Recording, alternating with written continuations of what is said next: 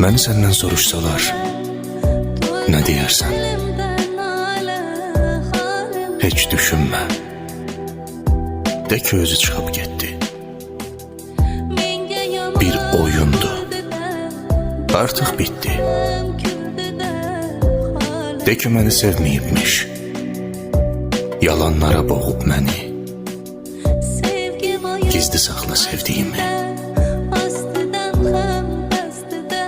Mən başına pərvanə tək döndüyümü söyləmə.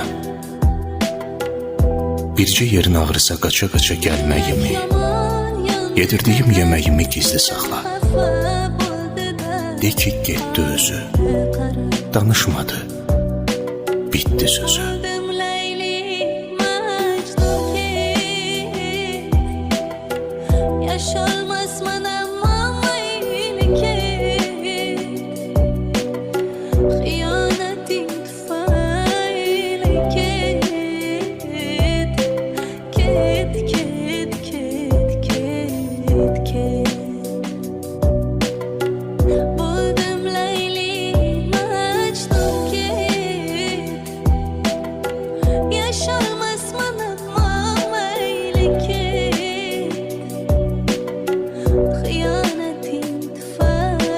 De ki, kör olmuşdu görən gözü.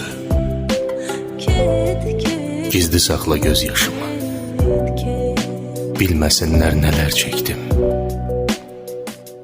İtirmişdim zülüm çəkən başımı. De ki, vəfasızdı, insafsızdı. Atıb getdi, vicdanını satıb getdi.